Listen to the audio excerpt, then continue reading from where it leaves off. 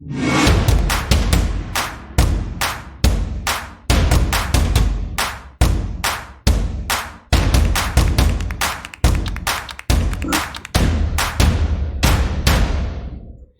everyone and welcome back to another episode here at the Damage Report. We are very excited today, especially with some of the news that we've got coming up for you today on the program, that I'm going to be joined today by Michael Shure. Welcome back to the program.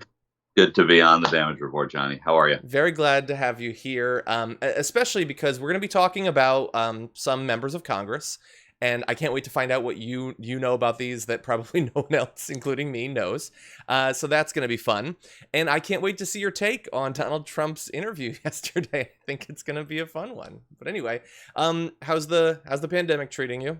Well, getting through it. There are people in much worse shape than me, so all of my complaints are just idle complaints. But the idle time is really what's tough, and we'll get through it. It's just a depressing thing. Exactly, it is. And there is dark news today as well. But I just saw Kenny from Philly said, time for Captain America of TYT. So apparently I'm very excited to see you. So that's great. Everyone who's already here in the chat, and it looks like there's several thousand of you who haven't yet hit the like button, which I take as a personal insult. And so if you could do that, that would be great. And feel free to share the stream, let people know, that we're chatting and they can come in. And if you want to send comments, send tweets to hashtag TDR Live, or send in super chats, we'll be responding to those throughout. That said, there is so much news that we should probably jump right into it. Michael, you ready to do this? I am. I'm ready to do it. I'd love a day, believe it or not, where there wasn't so much news. Exactly. There have been a couple of days in my time at TYT where it's like, oh, what are we going to put on the rundown? But it's rare. Yeah. It's pretty rare. Okay, let's do this thing. Yesterday, in an interview with Fox News, specifically their medical contributor, Dr. Mark Siegel, Donald Trump brought up, I believe, fully unprompted, once again, his mental competence and the test that he thinks proves that he's all there. Let's just listen to him tell it and decide for ourselves. And it was 30 or 35 questions. The first questions are very easy. The last questions are much more difficult. Like a memory question, it's like you'll go person, woman, man, camera, little stall there. TV. So they say, could you repeat that? So I said, yeah. So it's person, woman, man, camera, TV. Okay, that's very good. If you get it in order, you get extra points. Okay, now he's asking you other questions, and then 10 minutes, 15, 20 minutes later, they say, remember the first question? Not the first, but the 10th question? Give us that again. Can you do that again? And you go person, woman, man, camera, TV.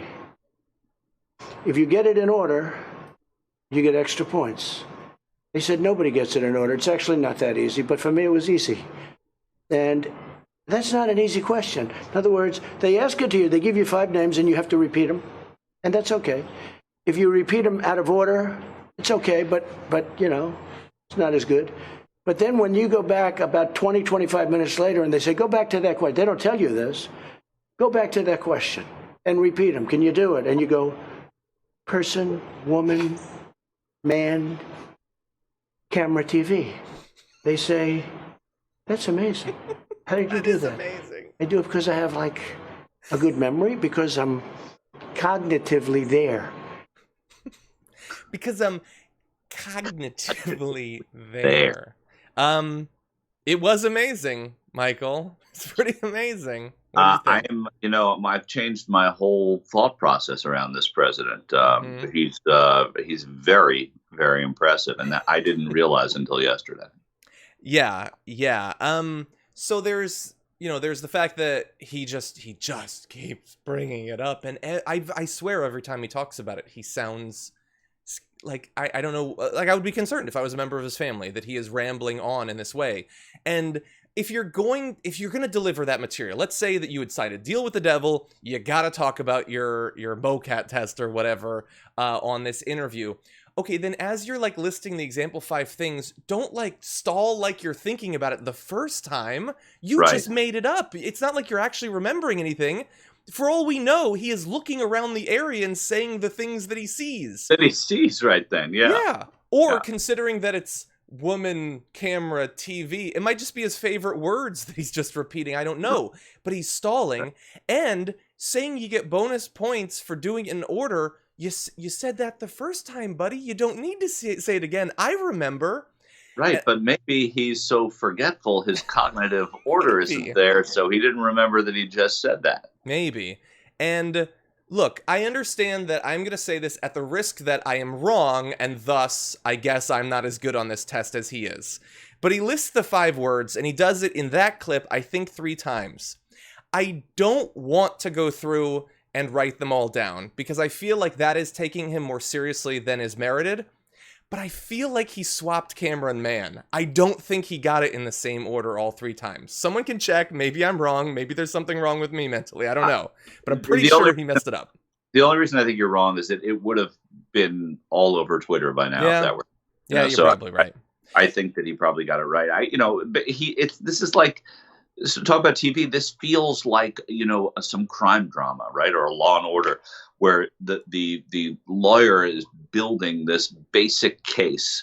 And so what he's trying to do is talk about how credible he is, only because he's thinking about how there is a diminution in skills on the part of his opponent, and he's trying to build his own case. It's just blatant, and it's not impressive.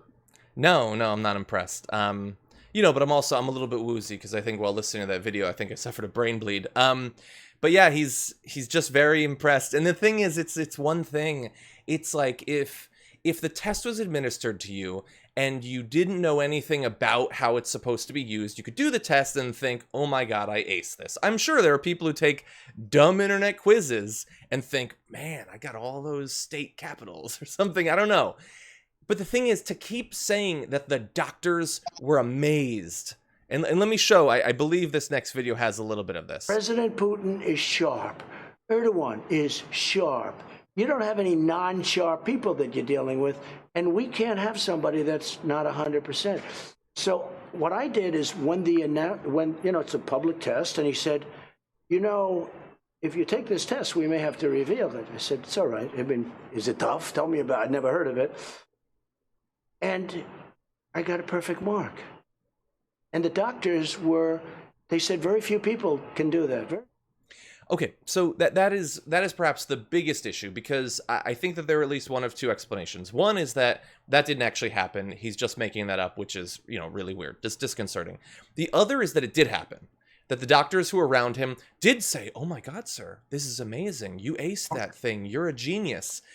And those are like the White House doctors who apparently have been trained to treat him like a child and to pat him on the head for passing a test where passing doesn't mean anything except that you're apparently not suffering from some sort of massive cognitive impairment.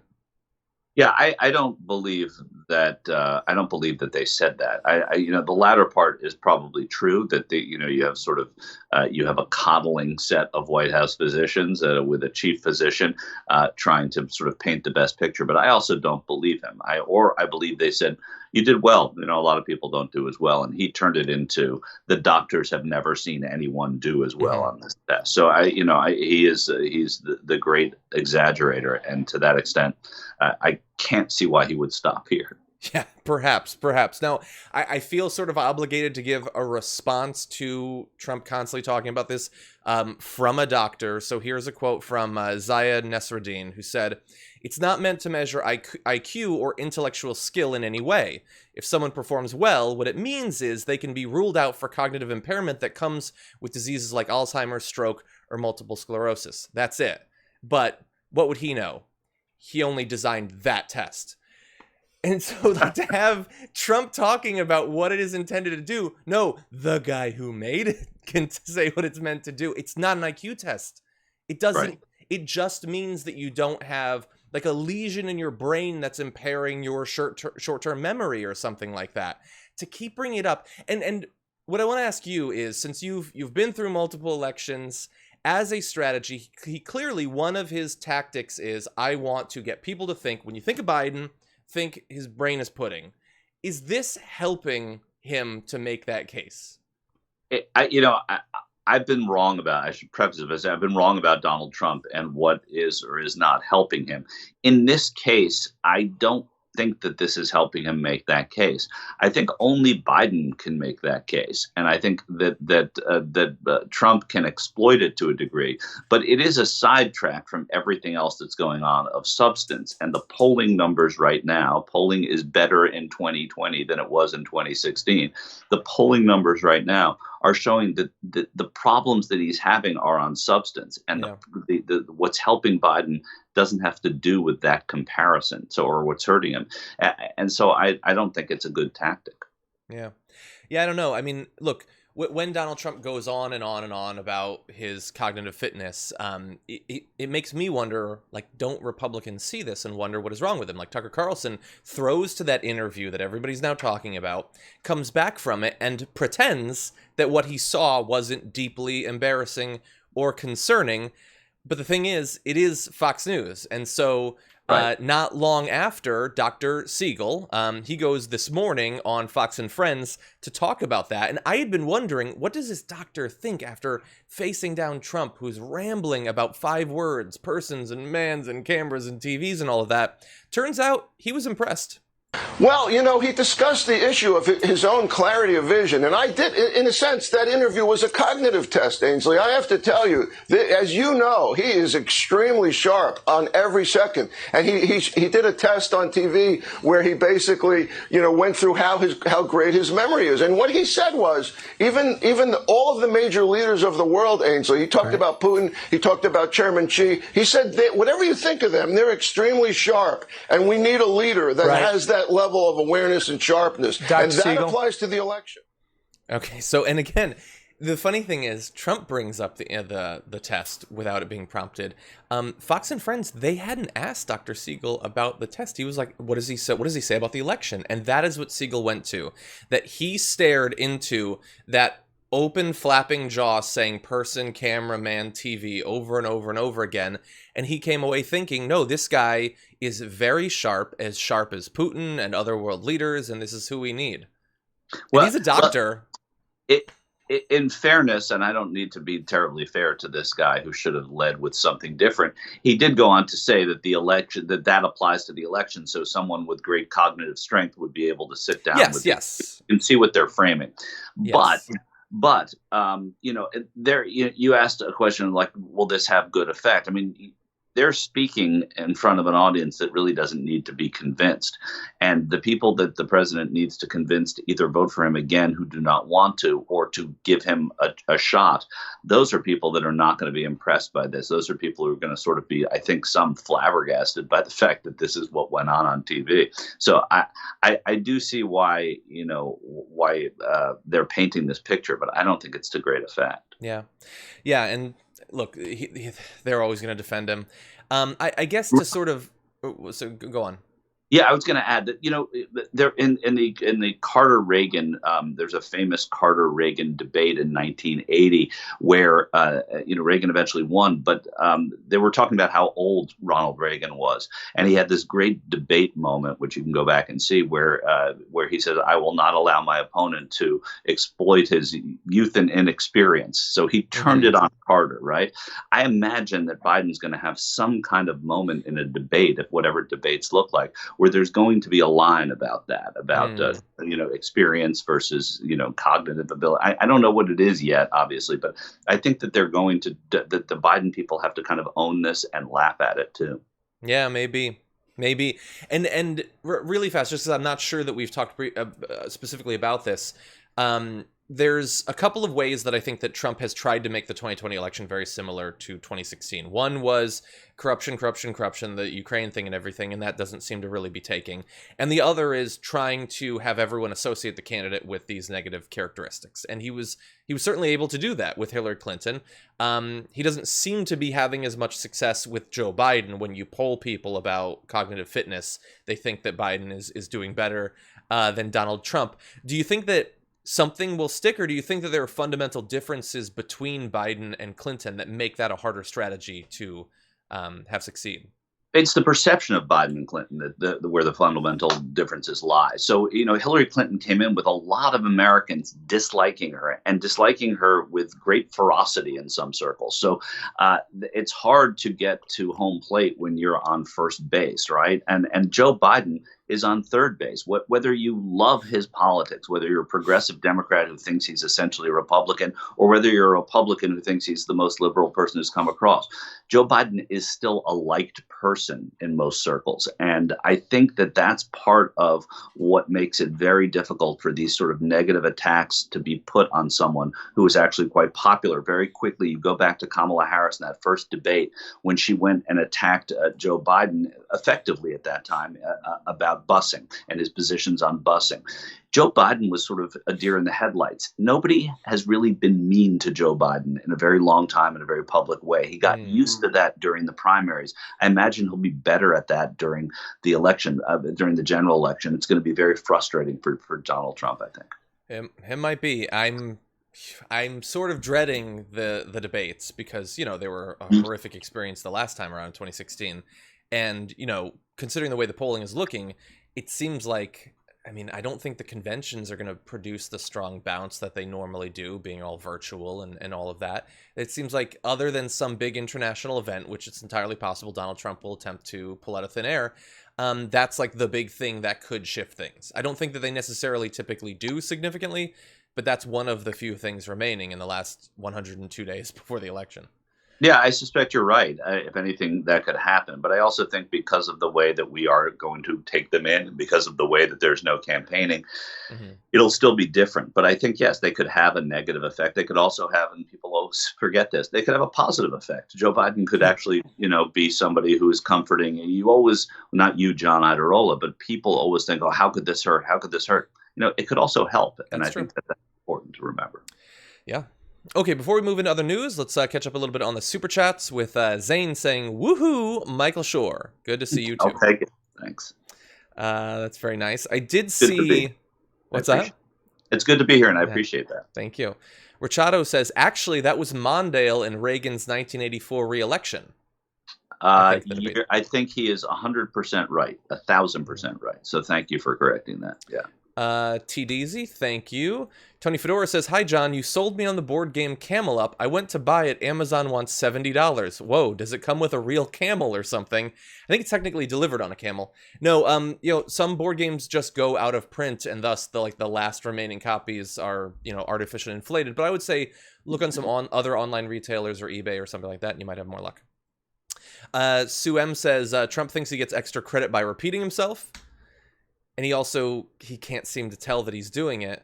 And he also has that weird tick where he'll be saying a sentence, and at the beginning he won't know where he's going to end up. And along the way, he says a noun like China or Russia or whatever. And then he just has to start talking about the noun as if he poked himself with a needle. Like, oh, new topic. I got to talk about that.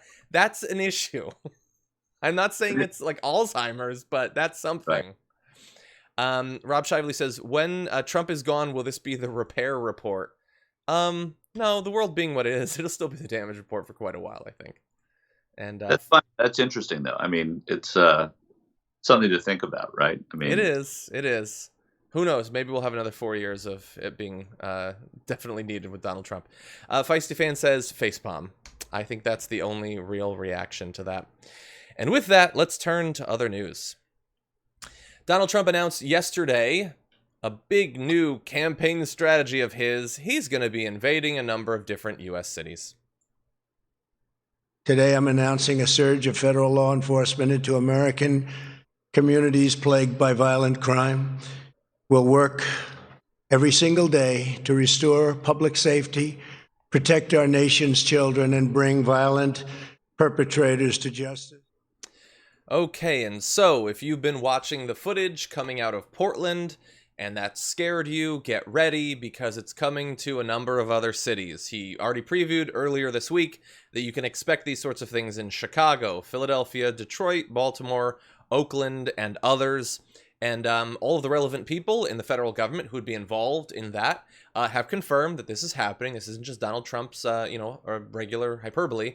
They're going to be sending these generally unmarked, camouflaged soldiers from a variety of different agencies, and to defend statues, but seemingly to instigate conflicts and then brutally oppress protesters in these cities. What do you think, Michael? Yeah, I think this is also baldly political, and I think it's a miscalculation. First, I should say I will be bothered all day and probably tomorrow by the fact that I said it was Carter and not Mondale. But It's okay. We'll have to move past it because insert noun here, insert noun, move forward. I think that every people that are advising Donald Trump, and I know some of them and haven't spoken to them for a little while, but they the idea that he's fighting something is very important to him, and his fighting the virus has not gone very well. So if he's going to be a wartime president going into an election, he's got to create that war. And the way he's doing it, it doesn't seem he's going to Democratic states, but Oregon at one time was a state that they were going to make a play for because he does need to win in places that he didn't win last time, especially if he's going to lose in places that he did. And I think that going into these Democratic states to show up Democratic governors and sometimes Democratic mayors, to me, it seems like a complete miscalculation, because what it does is it sets up this kind of real enemy of the state type of arrangement. Also, the people that are in the middle are generally people that don't like too much government, and this is to the nth degree too much government. So the calculation politically seems curious to me as well. First of all, it's scary on a personal level. It's the most un-American thing I remember a president doing, probably since immigration. But this kind of blatant force into cities that aren't asking for it, it's terrifying stuff. I also think it's not going to work. Yeah, aren't asking for it, or specifically saying don't do it, or get out of our city if you're already there. And he just doesn't care. He wants to manufacture this image that he believes will sufficiently scare Republicans to potentially keep him in office. And we know that in Portland, the protests had more violence once those soldiers were deployed there. They were relatively unmarked by those sorts of things beforehand. And now you can expect that in a lot of different cities. And I don't see as a campaign strategy why this would work when his brutal, uncaring attitude towards the protests from the very beginning didn't help him. Why would instigating new rounds of that do better? Like you've seen the footage now that's going to be coming out of many different cities, and he's going to be responsible. But every day you see that footage, you're not seeing coronavirus. You're not seeing the failures of this administration. You're not seeing huge unemployment numbers. We just got new employment numbers that went up for the first time since they started going down. These are not good times to be president when you're this president. So what do? You divert as much attention as you can. Perhaps you set it up in a way that you can use it as at a debate. Joe Biden had the crime bill. All of a sudden, though, this makes the crime bill look soft, right? And Joe Biden can say, if I see problems in a state, I'm going to go to Mayor Lightfoot in Chicago, for example, and I'm going to say, Mayor, if our help is here, if you need it, tell us how we can help, rather than we're coming. And that's something that can be used tactically. Yeah. And by the way, I'm glad that you mentioned the crime bill, because he's having trouble trying to make the election about these personality characteristics and mental characteristics. He hypothetically could, in the same way that people like Bernie Sanders did in the primary, try to make it about the substance of mistakes that Joe Biden has made in office. And that's something that Trump would have a chance of doing, since Trump hasn't been in elected office for a very long time. If he had been a senator when we were making the decision to go to war in Iraq, he would definitely have voted for it, but he thankfully, blessedly wasn't a senator, so he didn't have to, but so he could differentiate himself, and with things like the crime bill. But as you point out, he's simultaneously criticizing Biden for things like that, but then trying to prove that he is more harsh, more uncaring, less willing to talk about reform. It is a nonsensical strategy at best, and along the way, incredibly damaging, both to, norms and, our conception of how durable the Constitution and our rights will be, but also to the people whose heads are getting cracked open and the moms are getting gassed on a nightly basis and all of that. And now we can expect many times as much of that as he deploys to more and more cities. Yeah, I mean, going back to the primaries until right now, this has not been a debate that's been about substance. It's not been a debate that's been about legislation. It's been about a president that many people don't like, who has bad approval ratings. and the Democrats selected the person that they thought would have the best chance of winning. I don't disagree with them, and that would put me at odds with a lot of people probably watching this right now. But whether or not I'm right or they're right, it doesn't matter. The point is, this is where we are, and the president has an opportunity to try and go through Joe Biden and do it that way. Instead, he's taking some of the things that Joe Biden might be worse on, and he is taking them and just making them bigger, and really sort of doing a favor to Joe Biden by numbing the effect that his past votes as a senator might have had on this campaign. And I mean, it's a gift to Biden in a sense, and we'll see if it even matters. Yeah. I worry, like, so far, like, there's been horrible injuries in Portland, but, and, you know, Tom Cotton was on Sean Hannity 2 nights ago and said, and Sean Hannity was like, well, if they start shooting at the protesters and they kill some, whose fault will it be? And Tom Cotton's like, well, ultimately it's with the criminals. Like, he responded to the possibility that these soldiers could end up killing, potentially massacring protesters with, what are you going to do? It's on them. He's a senator. Right. Well, that's the same idea about the police, right? It's always on the criminals, right? The people that say, well, George Floyd was passing a $20 counterfeit bill. He should, he had to come, Exactly. It's a really skewed way of looking at the world. Okay, so that wasn't Trump's only big announcement yesterday. We're going to turn to another in just a moment. Before we do that, 2 announcements. One, if you haven't already hit the like button, please do that. There's still a lot of show left to go, and we want to let as many people know as possible that it's live in case YouTube's notifications aren't working, as they often are not. The second is a personal announcement for the TDR team. I just found out in our company Slack that it is the birthday of one Craig, remote producer, one of the major hearts of the show and the network. So if everybody could wish Craig a happy birthday in the chat, that would make me very happy. There's a lot of people that I miss seeing on a daily basis at the studio. Craig is definitely high up there. He makes everyone happier. Amazing baker, always bringing delicious treats for everyone at TYT to eat. So everyone, please offer Craig a happy birthday. If I'm not in the chat, that means I don't have to say happy birthday to Craig, right? We're just going to clip out those 2 words from you right there, play them on loop. With the miracle of technology, our editors can make you a nice man, Michael. Thanks a lot. Okay, with that, let's jump to other... Oh, I'm seeing the happy birthdays rolling in. Craig, you're missed. Hope to see you soon. Okay, with that, let's jump back into it.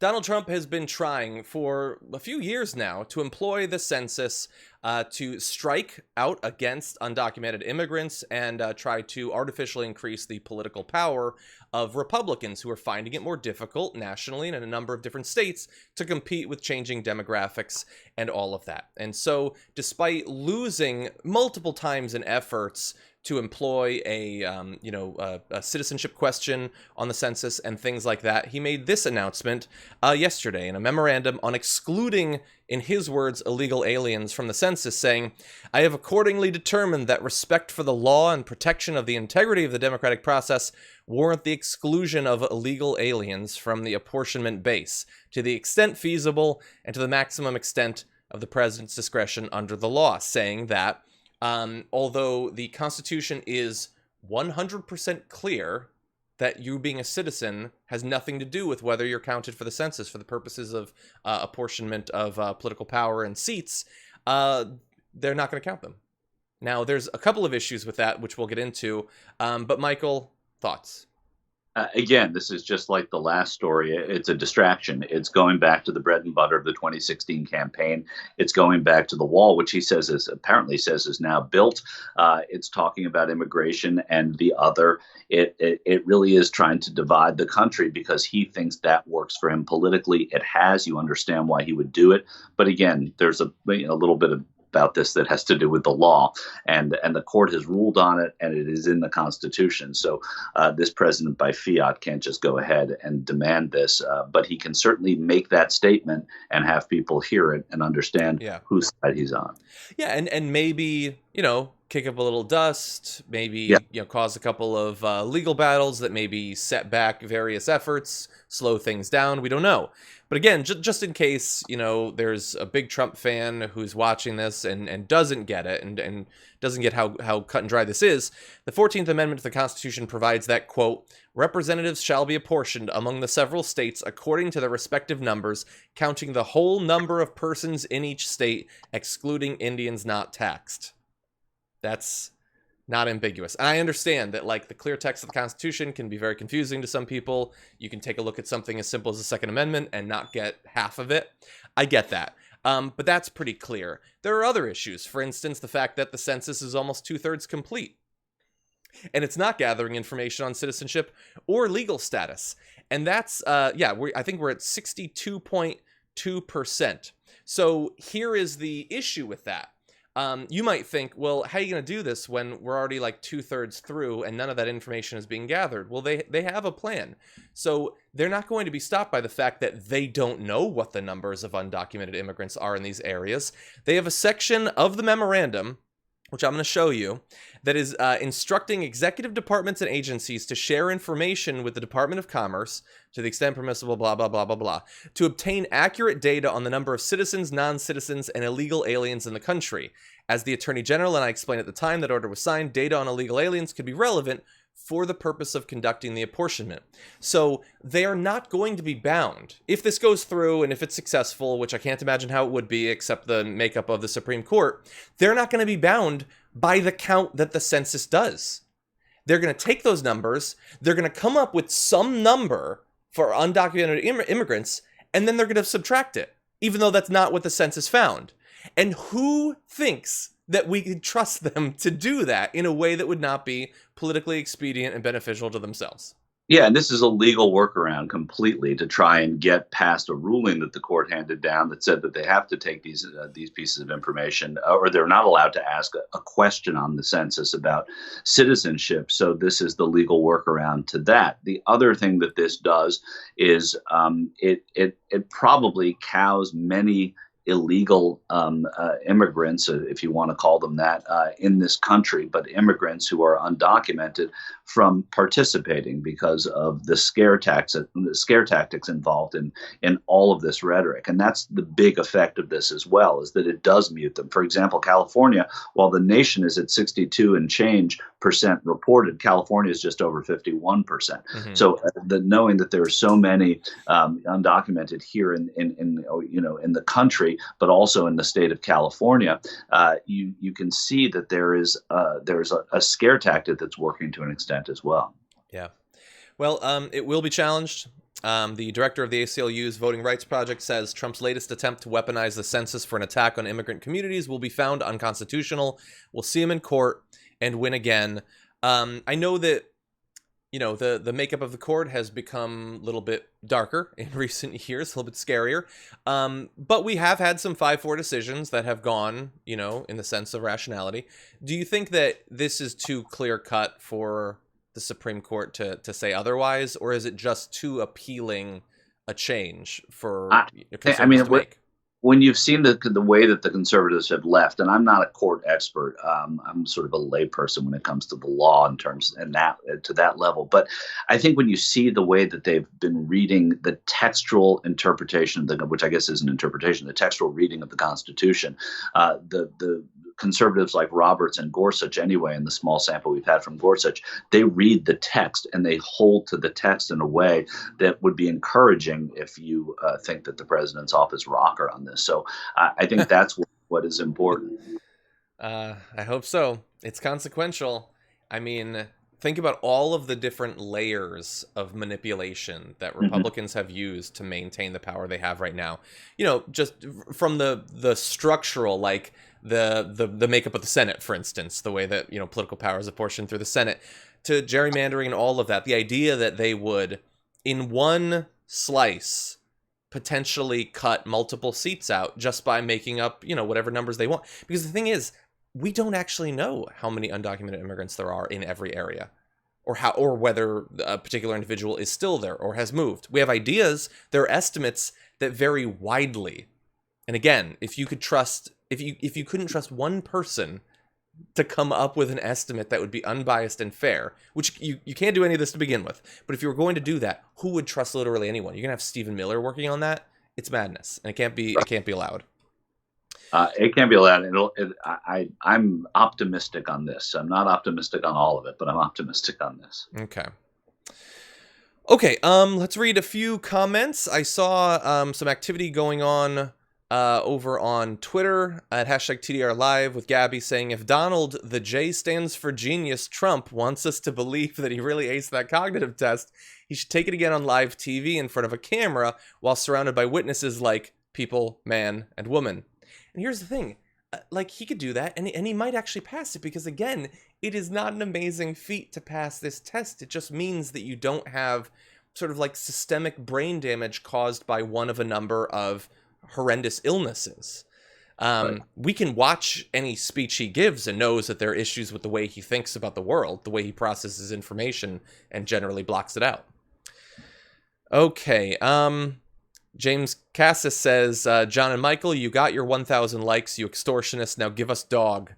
We're supposed to show them a dog and we had 1,000. I will try to do that. I actually did it on the show yesterday, but apparently I had killed the stream too early after doing that, and it never actually went out. But I did show a dog. Okay, Wayne Sugihara is saying, enjoying the discussion of strategy with you and Michael. If the federal intervention in his cities doesn't work, any guesses as to what he might do next? I mean, I never would have guessed this. I mean, it's a great question. It would require a little bit more thinking to think about where he could go next. But I think that there's not a whole lot of time to do anything. He's doing this now. We'll see how long it lasts, testing the waters on it. Yeah. But I can't see it enduring, and I can't see it being successful as in terms of his poll numbers. What could he do next? I mean, I think that there could be some sort of military action in the Middle East, something that encourages people to stay the course with Donald Trump in some way. Maybe. But yeah, I mean, he's apparently forgotten that Iran exists, but whenever he thinks about it, he gets really mad and wants to punch them. So that was how we started the year. Everyone forgets that was this year, the potential war with Iran.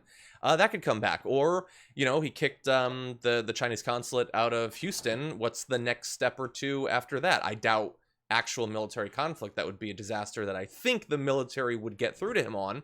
But, some sort of tension with them, perhaps. Yeah, something with Israel, maybe. I think that his numbers have responded well to the actions he's taken in Israel, moving the embassy, supporting Netanyahu, going after Iran in defense of Israel. Maybe something along those lines in Palestine, because he's not going to have a peace plan by the time he's running in November. So I can't imagine anything other than that. But I never would have imagined this. Yeah, I never would have imagined the coronavirus response. I would have imagined that, it would be worse than with a reasonable president, but I never would have imagined that they would just not care whatsoever that so many people are dying. Oh, by the way, we shot up above 1,000 deaths in one day again. Actually, above 1,100. We just shot right past that. All those people who had been like seeing the cases skyrocketing over the past few weeks and were saying, yeah, well, where are the deaths? You all think you know so much about coronavirus. Where are the deaths? And not saying it in that, like, okay, we have an idea of the strategy, what it should be going forward. Just like, we don't have to worry about this anymore. Well, the deaths are here. And I guess those trolls have quieted down. But the problem is the damage has still been done. Yeah. I saw, really fast, I think it was Huntington Beach. There was, LA Times did a bunch of interviews with people on Huntington Beach. They don't care at all. It's like pick a spot in Florida. Huntington Beach has got you beat in denying that this is a serious illness. It's the Florida of California out there. It totally is. Okay, well, you know what? We're talking about masks. Let's talk about masks a little bit more. Donald Trump, he's got his new tone, everybody, this week that the media is so happy to give him. So he now thinks that it's an okay idea if you want to wear a mask. But Kellyanne Conway, she is coming out and saying that not only is Donald Trump now saying that you should wear a mask, but he was actually ahead on this topic, ahead of all of these Democrats that want to claim that they were serious when it came to masks. Here's what she had to say. He set many examples. He has said many things about, he said in April, if people want to wear a mask, they should wear a mask. He said that. And you got to go back and pull it. I think it's very honest if you're not putting that as part of your reporting. He was way ahead of other people on that. Adam Schiff was still, in his basement looking for collusion and nonsense. Biden's been in his basement. And again, I really think it's important to recognize that this president has presented members of his task force, the doctors on the task force, not just out into the public and talking to the press, ladies and gentlemen, but also testifying under oath on Capitol Hill again and again and again. They've all been asked about masks. They've all answered that question. They're there on behalf of the government. They're there on behalf of the task force, and it's the president. Okay, so Donald Trump has always been great on masks. I mean, after all, early on he said, if you want to wear one, you can wear one, which would seem to follow naturally without the president needing to acknowledge that you're free to put cloth over your face. That to me isn't the same leadership, man. That is leadership. It is. You've seen a lot of leaders, Michael. Do you think that Trump isn't getting enough credit? Yeah, it's I frustrates the hell out of me when people aren't giving him the credit he deserves for telling us to wear masks all the time when we're out. I think this is absurd, but I do think this speaks to the people that support Donald Trump, that they will believe whatever comes out of that little plot of land in the United States. That if you have Kellyanne Conway or Kayleigh McEnany, and I don't know how you confuse them, Josh. That's weird, John. But the confused me. The whole notion that we have this idea that you can say these things and they go unchecked by the people who want to believe them is part of their success, and so they'll keep doing it. And we should, stop being less surprised, but we should keep pointing it out.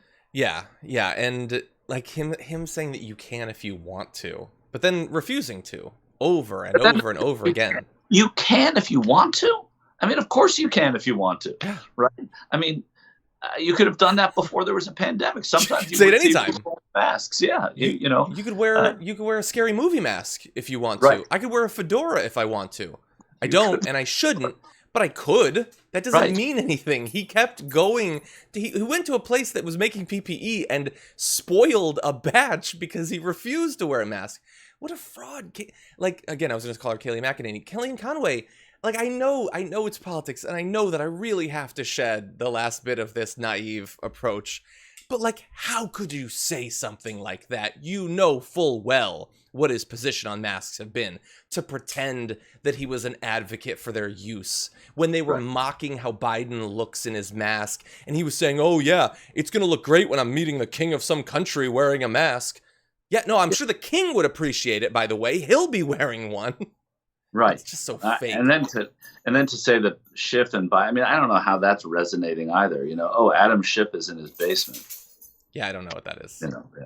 I don't know. But the second part of what she said was, not only did he say you can wear a mask if you want to, but he also had members of the coronavirus task force testify, which is technically true. And I went back and looked at a little bit of that testimony and the response from the White House, because you're going to be shocked to find out they didn't want it to happen when it happened.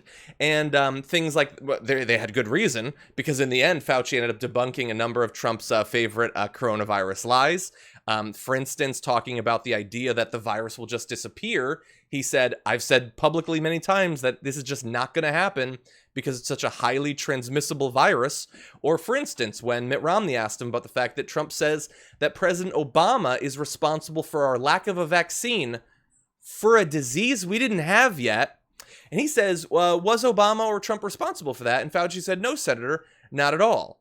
And so at the end, not so surprisingly, Trump criticized Fauci for that testimony. So it is a weird rewriting of history to point to testimony they didn't want to happen and then attacked him after for attacks that continue to this week as evidence that he takes this seriously.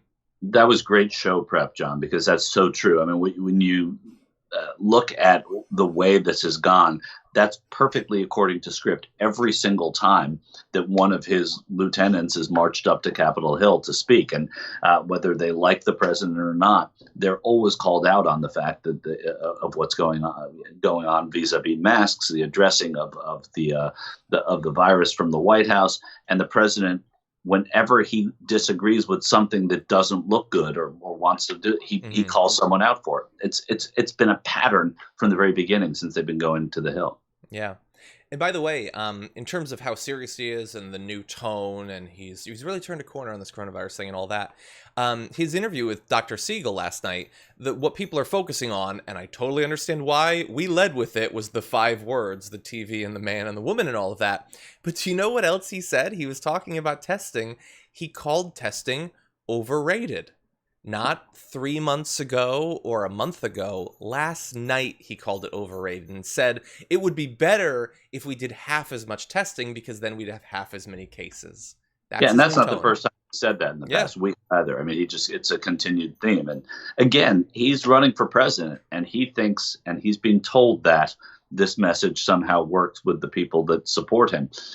It may. And it may be smart politics, but he needs more than the people who already support him. Yeah. And that's why I find that it's so short-sighted on the political side of his administration. They got rid of Brad Parscale. Maybe things will change, but they didn't last night. And I don't know. It makes no sense to me just from an objective political thing. It's hard for me to be objective about Donald Trump. But when I try and do that, I still don't understand.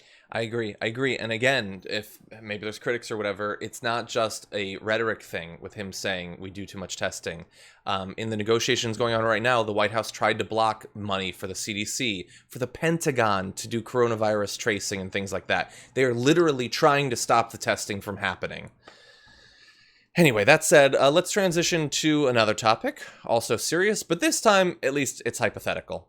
Joni Ernst was interviewed recently. She's, up for re-election, and she was asked about a couple different situations having to do with potential openings on the Supreme Court. Now, we know that despite all of what was said by Mitch McConnell during the last year of the Obama presidency and the fact that they blocked Merrick Garland, that if they get their chance before the election, it doesn't matter if it's 2 hours before the vote, they're definitely going to put someone in. But she was asked a more specific question. What if Trump loses the election? And what if the Republicans lose their majority? What if the American people speak uniformly saying, we don't want you all in charge? What happens if a seat opens up then? Different here is it could happen during that lame duck. We're talking about Ruth Bader Ginsburg, announced again she's ill, answer. If President Trump is defeated, if Republicans lose control of the Senate, would you still support doing this prior to January? Well, one, I wish nothing but the best of health for Ruth Bader Ginsburg. I think we all do, and I'll be praying for her. And it is a lame duck session. I would support going ahead with any hearings that we might have, and if it comes to an appointment prior to the end of the year, I would be supportive of that. We would need to have some very serious discussion about that. But again, it is, even though it's a lame duck session, it is still a Republican president and still a Republican Senate. Yes, they'd have very serious discussions, somber tones, and they just think about, should we actually do this? I wonder. No, they'd pop champagne and set off fireworks inside the Capitol. You surprised at all, or is this just par for the course? It's par for the course. I'm surprised politically that Joni Ernst, who's in a race that's not, that should be less tight for her in Iowa in 2020, would do that, would say something like that. By the way, a shout out to David Yepsen, formerly of the Des Moines Register, who was doing that interview as part of that panel. He was sort of the guru of politics for a long time. And he's been on TYT with me, so that's why I'm saying. Oh, that's awesome.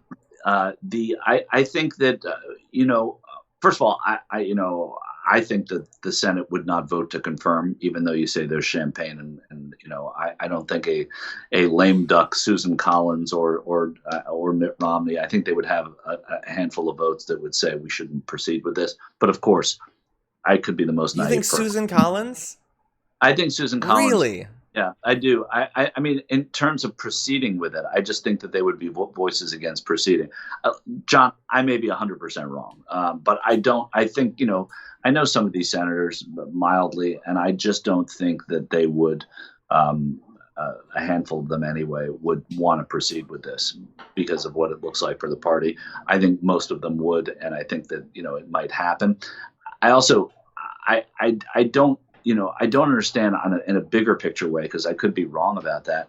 Just sort of like reading the Constitution and inventing things that aren't in it, saying, well, now we have a Republican president, a Republican Senate, so of course we're bound to do that. It's not said anywhere that that's the case. And it was also looked at recently under Merrick Garland. They looked at all the constitutionality of appointment, of confirmation, all of that. And she's just inventing some rule that she decided helps her out here, but I don't know that it helps her out. Well, and it would be bad enough if it was just inventing a rule, but they invent different rules based on what the situation tends to be. Of course, that's what I mean. Yeah. I mean, constantly. We just talked about one with the census, right? I mean, so here's now the Ernst Amendment, which has already apparently passed and is in the Constitution. But even specifically in this situation, Mitch McConnell was saying we can't have these hearings because the people need to have their voices heard. Because an election is coming up sometime this year. It doesn't matter that the Democrats won the last election. It needs to be heard. So her situation is the hardest test of that. The people have been heard. You lost the presidency. You lost the Senate. Should we go by their will and allow a Democrat? No. And Mitch McConnell would, of course, agree with her. There's no principle there whatsoever. And if somehow, like, I don't know, so Biden becomes president, the Democrats take the Senate, it's the last year of the Biden presidency. Well, now by your rules, they hold both things. Are you going to let a hearing go by? No, Mitch McConnell, if he's still around, isn't going to let that happen either.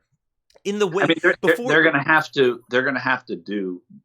It's clear they're going to have to write some kind of a rule once Biden's president. They're going to have to put or the Democrats win the Senate. They're going to have to put something in there, a Senate rule, which can be changed, saying that, within 100 days of an election on either side, or 50 days or 90 days, whatever it is, on either side of an election, you cannot have the nomination of a Supreme Court justice. I mean, the only thing is the Democrats write that and abide by it.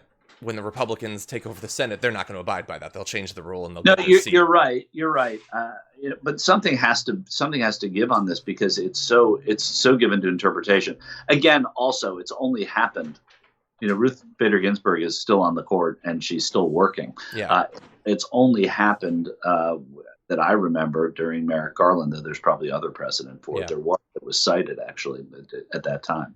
Doesn't happen. And let's just bear in mind one additional thing. I believe Ted Cruz was one of at least 2 Republican senators, maybe you can remember, who in advance of the election said, no, if Hillary Clinton wins, we're not going to hold hearings. Right. Maybe ever for Merrick Garland.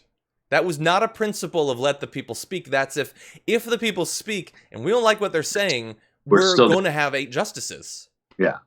Again, these are 1 of 100, right? Or 1 of 53 on the Republican side. And so it doesn't mean that that's what they all believe. She was asked this on the spot. She didn't seem prepared to answer it, actually, because whenever they start going into I'm going to pray for Ruth Bader Ginsburg, that's a stall tactic to me. So she, I think, was sort of thinking on her feet there. And I think that other senators will be more prepared with a better answer now that she was the guinea pig here. But maybe hopefully she's not in the Senate. So one final thing I would say was in trying to predict what Susan Collins would do in that scenario, I think we should factor in that there's a very good chance that in that scenario she is herself a lame duck senator. No. I'm saying that fully. Okay. So I don't think she would be vindictive, but there is again, it's a gut feeling. How many times have I didn't think Susan Collins was going to do us any favors on Kavanaugh. I never believed it. I find her to be, deplorable in that way. But I do think that she and others would, and maybe she wouldn't be one of them, but I think there'd be enough senators to make it so they wouldn't do it. Okay, we've got a big story coming up and not much time, but I want to just briefly acknowledge Obi-Mom Kenobi. Thank you for gifting more, tier 1 subs over on Twitch. We really do appreciate that. Obi-Mom Kenobi is a Twitch soldier over there. Snesley Wipe says, I'm imagining Trump drinking a glass of water while walking down a ramp. It doesn't end well. I guess. I don't think he's ever going to try. I don't know if we'll ever see that. Twitch was full of happy birthdays for Craig, so thank you to everybody on Twitch for that. And let's see, over on Super Chat, Really says, love seeing Epic and Epic Jr. together. Hashtag too strong. Okay, well, thank you for the super chat. Yes. I might have issues with the content, but thank you. Noelia says, honestly, I do not know how these Trumpies live with themselves and follow such an evil person. Hashtag wear a mask, save lives. Yeah, it's the lowest bar that anyone has ever been asked. Like, ask not what, your country can do for you.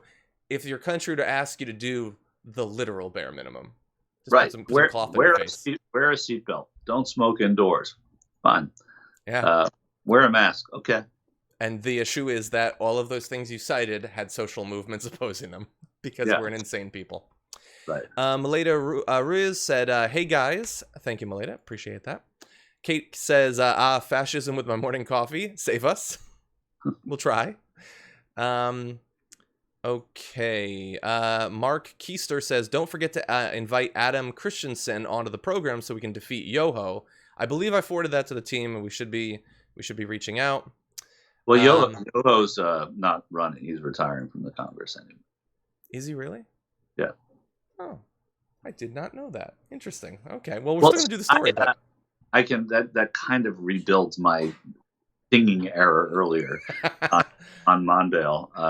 Yeah. So you're Epic Senior today. Exactly. I didn't know that. Okay. With that though, since we're talking about Yoho, let's talk about Yoho. Oh, by the way, Sri Kothar says Michael Shure is the most knowledgeable person TYT has ever had on. There you go. So that should make you feel a little bit better. Ray Blair says at the end of the ramp, he needs to repeat in order his 5 words. No, he has to say them each step he takes on the ramp. Right. It's not going to work well. Think you can say them backwards? I don't know. Oh God, this year is never going to end. It's like Palm Springs, but for 2020. Okay, let's do this thing. Over the past few days, we've been dealing with the situation wherein Representative Alexandria Ocasio-Cortez was apparently accosted by a Republican representative, Ted Yoho, outside of the Capitol building, where he used incredibly inflammatory language to and about her. Yesterday, he gave what passes for an apology for a Republican congressman, wherein he didn't even mention what he had said or who he had said it to. And now today we have AOC, who took to the House floor to address the entirety of this. And we have a couple of videos we want to show you. It is powerful stuff, starting with she relays what actually happened, the initial confrontation, then going into vote, and then what happened after that. I walked back out, and there were reporters in the front of the Capitol. And in front of reporters, Representative Yoho called me, and I quote, bitch.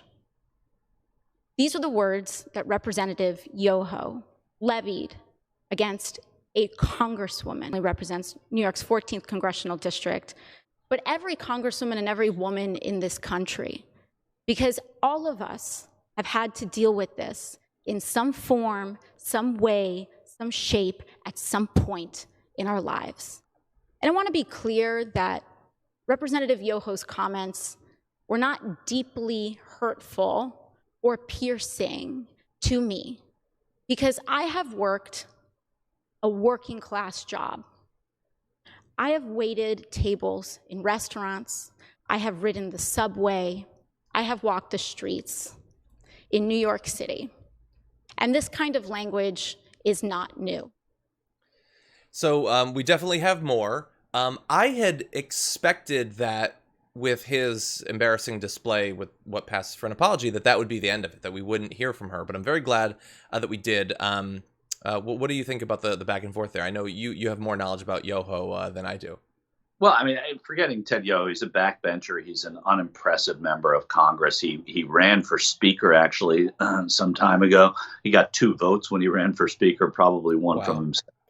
But he's a piece of dust in the Congress. Congresswoman Ocasio-Cortez there is doing what a lot of people haven't done, which is call people out for the false apology, right? I mean, if you heard Congressman Yoho's apology, you would have, I heard it and I said, what? He didn't apologize, and he didn't mention her name. Mm-hmm. So I think that this is less about Ted Yoho than it is about, in general, you standing up for women and standing up for her female colleagues as well. And I think that was the great effect of this, and I'm sure everybody's really happy she did it. It was very impressive. Exactly. And, as you alluded to, that she didn't make it just about him and her, basically. She talked about him as a representative of a culture where this is a universal, not just for congresswomen, but for all women. And I want to turn to that section now. And that's when we start to see that this issue is not about one incident. It is cultural. It is a culture of lack of impunity, of accepting of violence and violent language against women, and an entire structure of power that supports that. Because not only have I been spoken to disrespectfully, particularly by members of the Republican Party and elected officials in the Republican Party, not just here, but the President of the United States last year told me to go home to another country, with the implication that I don't even belong in America. She also mentions, I think it might have been DeSantis that called her a whatever she is, or something like that, some other weird dehumanizing phrase. And we've seen that against AOC, against other new congresswomen like Ilhan Omar and Rashida Tlaib and others. This idea that you can, without consequences, viciously attack them, demonize them, otherize them, and that not even without consequences, but in fact positive consequences. That if you're a member of right-wing media and you do this, you'll get more viewers. If you're a right-wing politician and you do this, you'll be considered more of like a fighter for conservative values and things like that. It's horrifying, and it's what they have right now in modern day Republican identity politics. Attacking women like AOC is just about all they have. I think it's important that we also point out that it was a good week for women standing up on Capitol Hill in a way that you wouldn't expect, which is that Republicans attacked one of their own in Liz Cheney. And we don't have a lot of nice things to say about the politics of Liz Cheney, but she stood up to those attacks. And so did Alexandria Ocasio-Cortez. And I think that when you see these two members of Congress who could not be from more polar opposite points of view going at people within their own body, all of them Republican, it speaks volumes about how, we're not going to take it anymore is maybe taking hold in some circles. Yeah. There's one more section of video I want to play you. This is where she addresses the content of Yoho's apology. She gets into what he actually said. And I do not need Representative Yoho to apologize to me. Clearly, he does not want to. Clearly, when given the opportunity, he will not. And I will not stay up late at night waiting for an apology from a man who has no remorse over calling women and using abusive language towards women. But what I do have issue with is using women, our wives and daughters, as shields and excuses for poor behavior. Mr. Yoho mentioned that he has a wife and 2 daughters. I am 2 years younger than Mr. Yoho's youngest daughter. I am someone's daughter too. My father, thankfully, is not alive to see how Mr. Yoho treated his daughter. My mother got to see Mr. Yoho's disrespect on the floor of this house towards me on television. And I am here because I have to show my parents that I am their daughter and that they did not raise me to accept abuse from men. It's incredibly powerful. And, she followed it up saying things to the content of his excuses, saying that, well, no, he couldn't have done this because he knows women. She says having a daughter does not make a man decent. Having a wife does not make a decent man. Treating people with dignity and respect makes a decent man. And she sort of concluded saying, lastly, what I want to express to Mr. Yoho is gratitude. I want to thank him for showing the world that you can be a powerful man and accost women. You can have daughters and accost women without remorse. You can be married and accost women. That none of these things that they try to hold up as sort of like, I don't know, sigils against the accusation that they could be misogynist, none of it's true. And she experiences it on a daily basis. Yeah, and it's, it's not I mean, it's certainly by coincidence, but last night when the House was gabbled out, it was after about 3 hours of memorial to John Lewis and people talking about good trouble, speaking out, speaking truth. And then Alexandria Ocasio-Cortez comes to the well of the Congress and does that today. It's totally taking a baton, and it was really thrilling in the context of the Congress to see that as well. Yeah. Scott Fleming just sent a super chat that says they bolt the mic in so she can't drop it on them. That's good. Yeah, and I liked seeing Representative Jayapal and I think Representative Presley. It was just about when we were about to go live. Standing up and supporting her as well. Yeah, it's what we've been saying since the beginning, since before they were even sworn in. Republicans, a lot of them, whether elected or in the media, just can't take women like this. And, sorry, but they're going to become more common. No, but John, you kind of, I know you're on a schedule and you had to move on and everything, but the stuff about Liz Cheney and Alexandria Ocasio-Cortez in the same week is really really important because they in a concerted effort, the Freedom Caucus went into the Republican luncheon and they just blasted Liz Cheney. Like it was a coordinated attack, and she stood up to them and she fought back to them. And I've never liked a thing I've heard or known about Liz Cheney, not one. But in the same week that you have this happen with Ted Yoho and Alexandria Ocasio-Cortez, it's pretty cool to see women from both ends of the spectrum that way. Yes. Let's give that credit to Liz Cheney and then no more ever again. I totally agree. The symbol. Do you have just a couple more minutes? I do. Do you? Okay, no, actually, I gotta go. But you stick around. Everyone, have fun with Michael. I'll see you later. Now, let's talk about one more thing just briefly. So for weeks now, we have been wondering what is going to happen when the enhanced unemployment benefit goes away. That benefit being, for many Americans, tens of millions, the majority of the entire aid that they've gotten from the federal government during the worst domestic crisis that we've had during the entirety of my life and longer. It's a one-time payment and $600 a week coming from the federal government if you were unemployed, as many were. And we're now seeing, by the way, as of today, more unemployment claims coming in as the economy suffers the obvious damage of doing basically nothing to actually fight the pandemic. You can try to reopen, but you can't make it safe if you don't actually do anything about the virus. And so we've been wondering, are they going to extend these unemployment benefits, or are they going to make the incredibly cruel decision to just cut it off? And they found something sort of in the middle, but leaning towards cruel.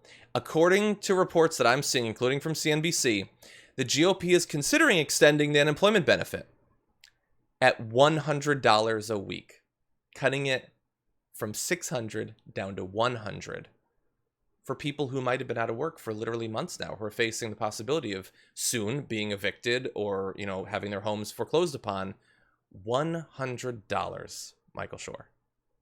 Yeah, it's clearly not enough. It's embarrassing. Maybe it's a starting off point. But the point is, the Democrats want this extended at $600. They don't want it to be temporary. They want it to be that way until the end of the year. A couple of things.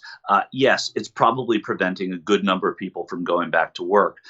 Were there jobs, right? There aren't jobs. You see the unemployment rates going higher. Businesses are still closed, and we are regressing as far as it comes to COVID right now. So how can you say it's preventing you to go back to a job that doesn't exist? It's putting money into an economy that wouldn't otherwise be there. It's preventing foreclosures. It's preventing, rent being behind on rent. It's getting medical bills paid, credit card bills paid, and it's putting money into the economy. Without those dollars, the money would not be in the economy. Mm-hmm. They're using a poll. 639 people were polled. 18% said that they would rather be on this unemployment. It's stopping them from going back to their job or looking for more work. It's an absurd thing to take one poll and have it be on that. The point is that there are not jobs to go back to. The money goes back into the economy. This is all that is keeping many Americans afloat. And like welfare, if there are some people that are using it in nefarious ways or staying on it, it's worth that to have the other people, the other 80%, 82% in that poll, be able to get by and help them out. So I think the sacrifice is worth the reward here. I think it's an absurd and insulting and politically deaf thing for the Republicans. I definitely think so. I want to turn to that in one sec. But before that, though, so they're focused on this. What are the incentives for people? Are they going to go back to work? And they've decided we're going to talk about one potential incentive, and that is, are they temporarily making as much or maybe slightly more than they were making? Now, I've said many times that's an indictment of what they were being paid beforehand, but that's a conversation we're not going to have as a country. So I guess we'll proceed with this. So is it the economic thing? And they're, of course, ignoring, and I understand why, the fact that they're saying not only should these people go back to work, but there should not be any mask mandate. It should be totally up to the individual whether they wear masks. Their corporation should be protected from lawsuits if they create an environment that is unsafe and people get sick or possibly die. So all of these things having to do with maintaining the health of the worker and the health of their family and friends, we're going to do nothing in that. In fact, we're going to undercut any efforts to create a safe work environment. Then we're going to strip away the money and try to make you so economically anxious, so worried about losing everything that you'll go back to that dangerous situation that we've set up for you. I guess they don't want any of these people to vote for them. I guess in an election they've decided that we don't need literally 1% of the working class to vote for us, because the message they're sending seems to me to be pretty clear. And small business owners, if that's who they're after, many of those who are polled say, I understand why my employee still wants to stay out, and I get it. Many of them have said that because it's understandable, and not that they're going to pay them more when they get back, but let's get back to normal again. And this is the bridge to getting back to normal for so many people who would otherwise just, fall out into bad credit and be put on the street. It's just a terrible, terrible idea. So I know that we've been talking throughout this episode about strategy, about, we concentrate on the substance of these moves, but then also how's it going to affect the election? And this seems like a pretty significant one, that they made the decision, okay, we're not going to actually fight the virus. We're just going to pretend that it's gone away and roll the dice. And maybe it'll work. Maybe it will go away when the weather gets warmer. That clearly hasn't happened because cases went up and then hospitalizations went up and now deaths are going up. And there's every reason to believe that we're going to slide into the election with 1,000 to 2,000 plus people dying every day. That's obviously hurt him in the past. He's now locking that into, that's the situation we're going to have. Economically, the fact that so many people lost their jobs clearly hasn't been good for him, and they're making economic decisions that are going to cause catastrophes leading up to the election. More people are going to lose their jobs. People are going to be evicted. They're going to be on the street. They're going to be losing their homes. How is this a strategy to try to create utter chaos in terms of public health and the economy? The Trump campaign is trying to hold on to voters who voted for them in 2016, who are going to vote for Biden or leaning toward voting for Biden. Those voters are not the people, generally speaking, who would be part of this catastrophe. They are generally suburban, independent voters who like small government. That's what they're banking on with this, that if you give fewer handouts and you give smaller government, that you're going to, they're going to be supported by those voters. There's also desperation here because this is a desperate measure. And this isn't all Donald Trump either. This is the Republicans in the Senate who are talking about this. So there's desperation here, making a Hail Mary pass for some of those voters to come back to the president and come back to Republican senators because they are middle-class voters, often suburban, and they're small business owners. And those are the ones that would be in favor of something like this. But it's not going to, I can't see that it is going to be successful. And I think it's too marginal. It's too, they're going for a voter in a very, very precise way. I don't think precision is going to work here. But isn't, I regret, I'm pulling these numbers out of, I think I heard them in the past couple of days, but I believe that suburban voters went for Trump by like 4 points in 2016. And I think that recent polls have Biden up by like 14 or 15 points with that group. Is this a strategy to get that group back after months of a strategy that doesn't seem to be working? certainly to stem the losses, right? I mean, and that's where the margins are in this election, it would seem, according to pollsters. And I don't know those exact numbers. And in 2018, the suburban voters, that's where you really saw them leaving, especially women.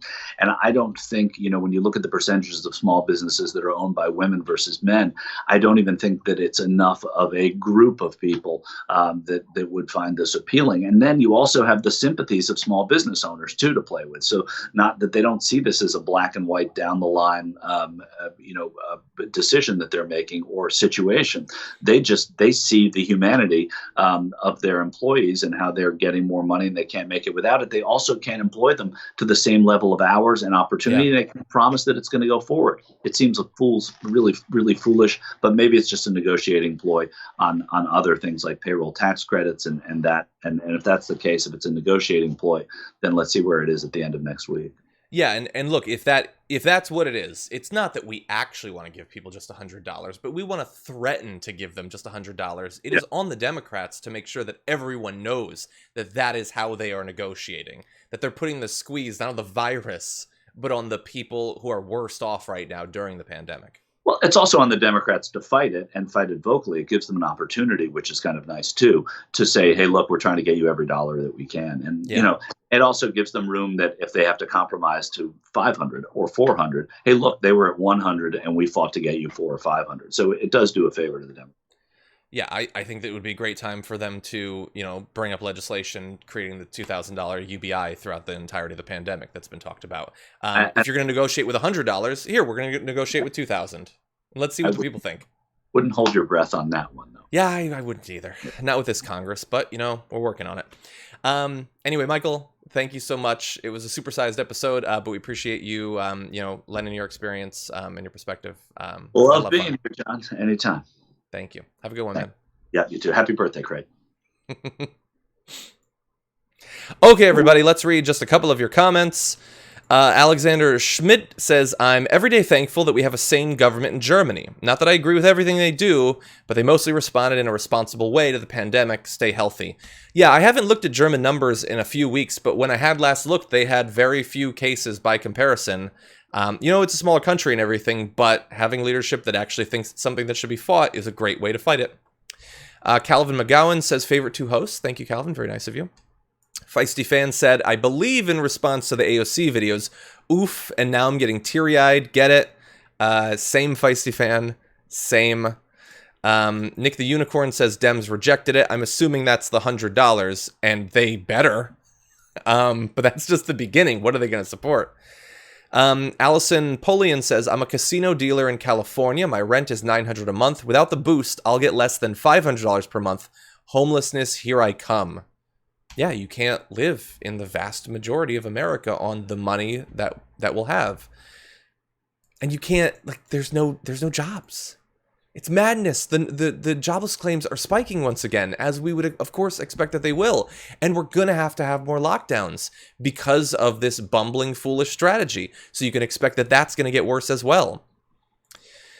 Over on Twitch, Mumu Tiamat says, Ilhan Omar's response was also good. Something to the effect of, quote, women should not just deserve respect because they are someone's mother, daughter, or sister, but because they are also equal as a human being.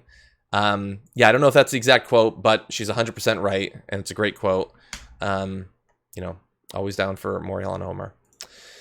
And PR says, Google Drive list is showing between vids. I don't know what that means, but I'm sure that the team is working on it, and I'm sure that we'll be talking about it soon. So that's the best I got. Bart says, breaking news. It is not just Craig's birthday. It is also none other than Tuesday's co-host, Adrienne Lawrence. It's her birthday as well. I doubt she's seeing the chat. Feel free to say it in the chat. But if you could tweet happy birthday wishes to Adrienne, I'm sure that she would appreciate that. We had a great episode of the show earlier. Those videos are up on the channel. You can go take a look at them. She started hashtag it's my birthday. So tweeted her. And Bart, thank you for that breaking news. I would have felt terrible if I'd missed that. Anyway, with that, everybody, I'm going to take a look at the likes, and it looks like we are well into dog territory, so I'll be right back. Give me 1 second. Hey, little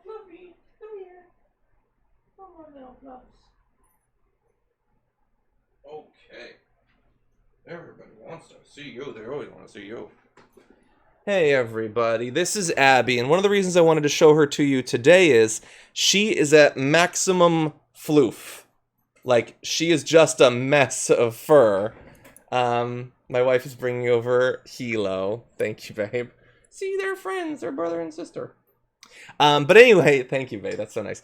She is going to be receiving a haircut next Tuesday, so perhaps the next time you see her, she is going to be half the dog that she is now. But still a good dog. They're all good dogs.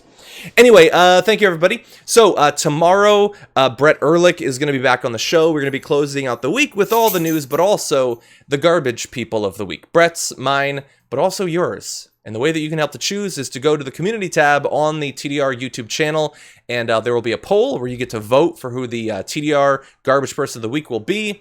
We always read that out. I'm seeing the chat going crazy for the dogs. And so it should be fun. All that said, more interviews being conducted. Those are not live, so if you want to see them, you do have to check the channel. We're going to be doing one in just a little bit. And so with that, I will see you tomorrow. Thank you so much, and stay safe out there.